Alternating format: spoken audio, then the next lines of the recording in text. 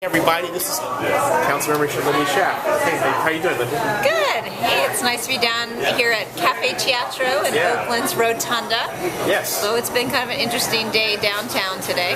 And I got to ask you, since as we do this is your platform, what do you think of Occupy Oakland and what's happened there? You know, Occupy Oakland has been one of those complicated issues that we deal with all the time here in Oakland. I think the Oakland City Council, and certainly myself in particular, really supports the message and the meaning of the Occupy movement. In fact, city governments across America have also been really damaged by the bank debacle. Right. Oakland, very much so. At the same time, you know, we do have to respect our laws, and we have to look out for public safety and public health. And unfortunately, the length of this occupation has really come into conflict with those laws. So, unfortunately, we had to take some pretty drastic measures last night. Although, you know, again, I think we're all saying that the Occupy Oakland activities are still welcome to be taking place here on the plaza between the hours of 6 a.m. and 10 p.m. Would it have been different if they had negotiated with the city rather than stiff one? Because in Occupy Atlanta, they negotiated with the mayor, and they're still there without incident. Yeah, no, that would have been great.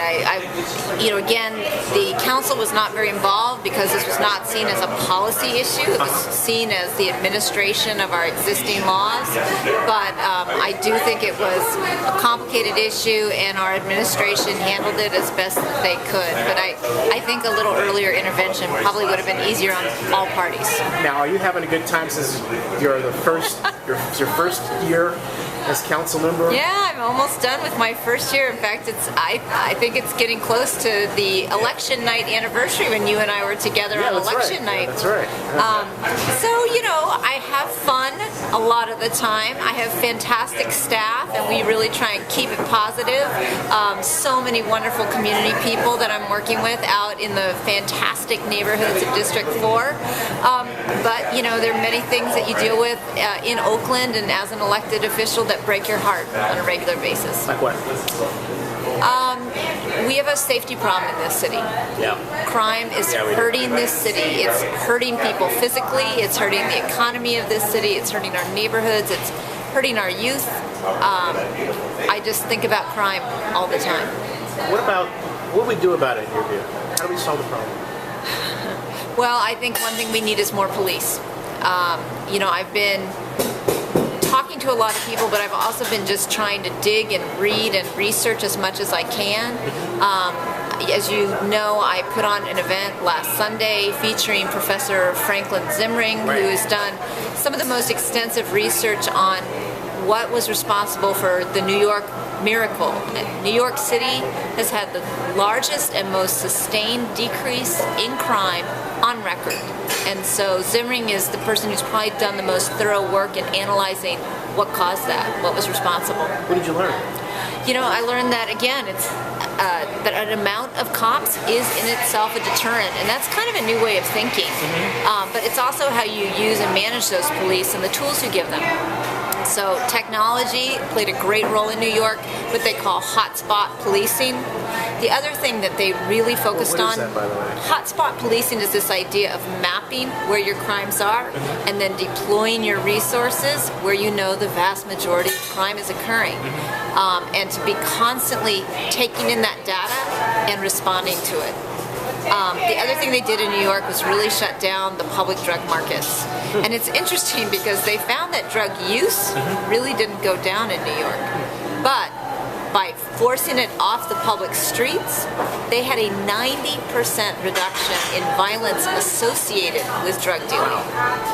That's incredible. It is incredible. Are you gearing up for the outcome of the election that's going on now, the ballot election that's going on now by mail? Well, yeah, Oakland has a special mail-in only election. Please be sure to participate and get your ballot back by November 15th. That's the deadline. I will. Yes. You know, there are two measures that are pretty controversial.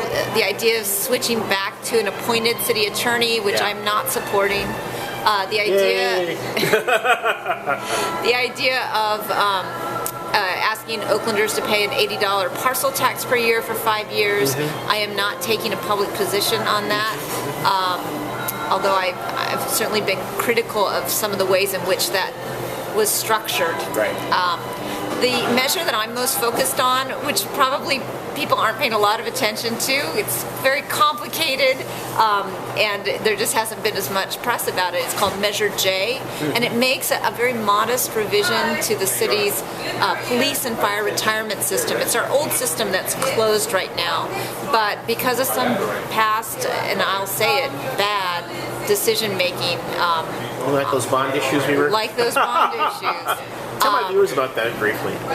You know, the city, the city's in good company Without in blowing a that, gasket. in that the market is performed poorly. But yeah, we cannot gamble the city's money. We just have to suck it up and do what's right and pay our bills, just like you and I have to do. Yeah, that's right. So And basically, we were taking our pension money, we were putting on a bond issue, the money that we owed, right? Yeah, Oakland invented the pension obligation bond. Yeah. We were the pioneers in that. But in doing that, we've put ourselves into a bad situation where we have we're very far behind in pre-funding our pension, and that's, people talk about an unfunded liability. They should know that that actually is not debt. The idea of funding your retirement liabilities has to do with having the money in place now to pay for the people who are retired now till they don't need benefits anymore, until they have passed away. A funded expenditure. So that's what we're trying to do here, and I understand. Kind of like a secured credit card. In an odd No, sort of it's way. kind of like having a goal, a savings goal, where you're putting money into your savings account every month, so that at the end of the day, you'll have enough money in that savings account to live off of it for the rest of your days. It's like a retirement account you're trying to make. It's like Americans do. Right. So anyway, I really have a lot of sympathy for people who feel like the city has made some really bad mistakes in the past, and that's what got us into this mess. I agree with them, but here we are, and this is a small adjustment by pushing out that full funding deadline by 2 years. And the ballot measure doesn't say 2 years because the actuary hasn't done the report yet to determine what an allowable extension would be. But that report has since been done, and I can tell you they're only allowing a 2-year extension from 2026 to 2028. But that 2-year extension will save, at least in the short term, $4 million a year. It decreases our annual contribution that we have to make towards this unfunded liability. And at a time like this, we can really use that $4 million.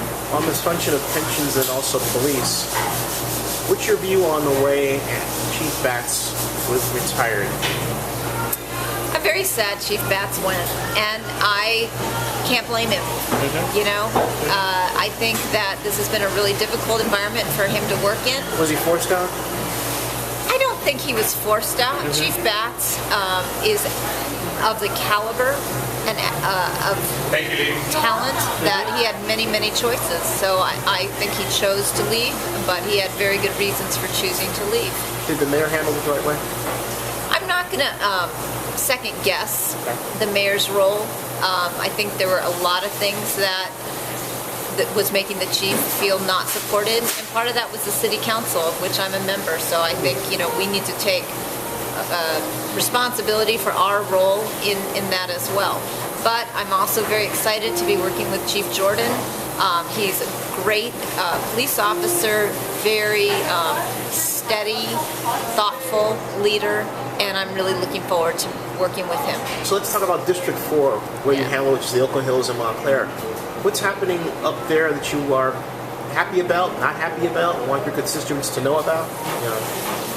Well, District 4 is more than just the hills. I mean, District 4 is the Montclair Hills, but it stretches all the way through the Laurel District, down into Allendale and Maxwell Park, I went to elementary school, right? All the way down just to the edge of where Fremont High School is. So it's a great, fantastic, diverse district. Love working with all of the neighborhoods in that district. But I don't think we both went to Skyline, so it was only that focus, right? Yeah, go Titans. That's right. Skyline's 50th reunion this year. I'm going to the homecoming game. You should come, Zennie. It's going to be fun on Friday. I'll be there. From the top of the hill to the bottom, the concerns are actually pretty similar, and that's crime. crime is hurting this city. And, people also want to see economic development. Right. They want to see vitality. They want to see great schools. No matter what neighborhood you go to, I think, believe it or not, a lot of the concerns are similar. I gotta ask, how much of that is, because this is a pet peeve with me, people don't talk here like they used to. You can have a neighbor that you walk by, and their head's down. They don't say good morning or anything. What can we do to get people to connect in their own neighborhoods under the theory, if I'm wrong, let me know, that the better we know each other, the less crime there is. Why am I wrong? No, you're not wrong. Absolutely. Knowing your neighbors, actually there's studies that show that having a nosy neighbor is a better crime deterrent than having a barking dog. Yeah, yeah, So- see? But, and I think Oaklanders do realize that. We've seen more neighborhood block groups forming. We had a record, more than 500 National Night Out block parties this year. Right. So I think Yeah, neighbors so we need recognize parties that. beyond that date, right? I want like block parties every week, It's Well, on my block, we did. A lot of us were out of town in August, so we actually just had our block party last weekend. It was Nice. tons of fun. Nice, yeah. But yeah, no, I think people are bonding together, and there are different communities within communities. Right. A physical neighborhood is one community, but boy, I see like dog owners have a wonderful community here in Oakland. As a parent of young kids, I have a wonderful community here in Oakland. This is a fantastic place to raise But you and children. let's talk. You and I have been here a long time. Yeah. How has Oakland changed? And I said I was going to save that for Oakland 100, but I'm going to ask you now. How has Oakland changed over the time that you've been here? Because now as a council member, you're in a unique position to sort of do something about things, You know what's funny about that question? It's hard to evaluate how Oakland has changed without recognizing how I've changed. Wow. I Well mean, said, yeah. there's a part of Oakland said. that was, the Oakland of my childhood, Yeah. and we're sitting here in the Rotunda. Mm-hmm. I remember coming to shop for back to school clothes Yeah, same here here. when it was Yeah, Liberty same here. House. Same I here. also auditioned to be a Fairyland character right here at Liberty House. But it's not a department store anymore. No. But it is a beautiful building full of offices that, the office of one of our big developers here in Oakland, CCG. Yeah. It has this fantastic cafe that I love coming to all the time. So, it's different, but it's still good. Yeah. We don't have all those so downtown department stores, but oh my God, the restaurants and the bars that we have. And obviously I was not very familiar with the bar scene when I was a child. But that's funny because it used to be we'd go over to San Francisco a lot, right? Yeah, Now you and stay here. That's That's absolutely that's a great thing, true. right? It's more developed, We used to go out to San Francisco all the Right. time. We wouldn't even think about going out to Right. Oakland. Now There's it's no place, nothing to do. absolutely the opposite. Right. So, that's and In it's. fact, I've got my friends from San Francisco coming out over That's here true, because yeah. we've got the great restaurants. Hold on a second. She was actually a pioneer in getting her San Francisco friends to come over here, even when there wasn't much to do. So I gotta give you your props there. You're better than me at that. So, and crime is not new. People have struggled with crime, struggled with trying to improve the public schools, even since we were kids, even since we were at Skyline. That's right. When we were young, Skyline was the hot school. Mm-hmm. I don't think Skyline is quite the hot school it used to be, but Oakland Tech is the hot school. Oakland Tech Wow. is sending kids to MIT all the time. They have more kids getting high scores on the AP test than Piedmont High School does. What turned it around for Oakland Tech? The same thing that turns anything around: a small group of committed citizens. Right. Yeah. So, That's right. and some incredibly dedicated teachers. So, it's still great. It's just great in a different way. And we're different. So, Yeah. Oakland as a child was fantastic. I was involved in. Oakland as a parent is also fantastic. And you have two lovely kids. Oh, they're pretty cute, aren't they? Yeah, they are. They are. And, it's fun. My son just started kindergarten at the same school I went to, Joaquin Miller. And in his class, there are two other kids whose parents also went to Joaquin Miller. So obviously, Oaklanders are liking this city well enough to stay here and raise their families here. Now, what's the burning issue other than crime you have on the agenda coming up? I'm thinking a lot about schools right now. One of the schools slated for closure is Maxwell Park in my district. As soon as we're finished, Aren't there like 5 slated all together? 5 slated across the city, but one specifically in my district. But just trying to help, I always talk about Oakland's 2 Tonys.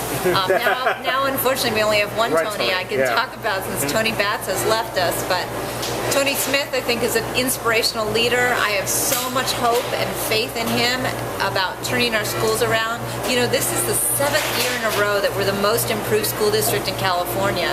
So we need to keep that momentum up. But boy, these state budget cuts are killing us. I see a lot of frustration on the part of our principals. I want to get your view on something. What about corporate sponsorship of schools? Well, Zennie, people have been talking... Like sports, put heightened sports events, where they would normally go anyway, Sure, that's great. But, I think companies and corporations have been trying to support schools since we were in school. Right, that's right, yeah. In fact, Oakland has less of some corporate people, like Clorox has moved out quite a bit. But APL left. But at the same time, we have some new folks like Sungevity and Pandora. So I'm hopeful that that same spirit and interest in supporting the schools will continue to thrive and grow. I think that principals have just so many pressures getting through the day that often it's hard for them to actually take the time and reach out and nurture those relationships, those partnerships, because they do take a little bit of work. 5 years from now, where will we see Oakland for? 5 years from now, I hope we are starting to build the Oakland Army Base. I think that is a project that has the opportunity to be a game changer for this city as far as adding jobs and adding economic vitality. I hope we'll be attending the ribbon cutting for the new Lawrence Berkeley Labs campus.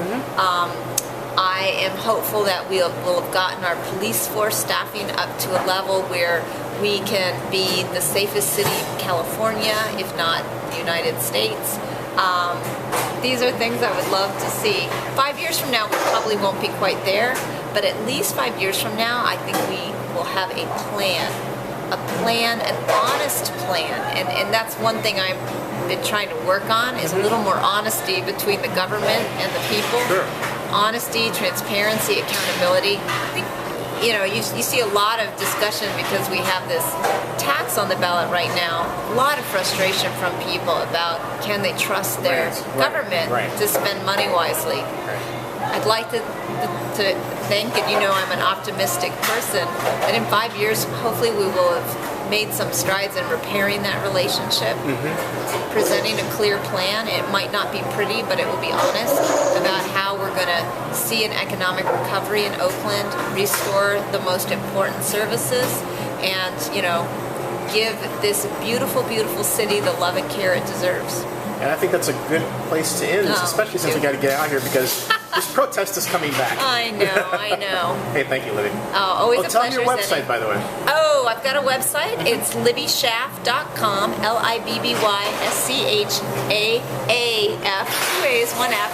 And I also created a little website, I don't even think you know about this, called safeoakland.com, SAFE Oakland.com. It's a very easy to navigate website with resources just about how to make yourself, your family, your home, your business safer. What's your phone number? My office number is 238-7004. I have a fantastic staff of just the most dedicated, smart, hardworking, compassionate people. So you'll always get a friendly voice at the end of that line, 238-7004. Hey, Libby, always great to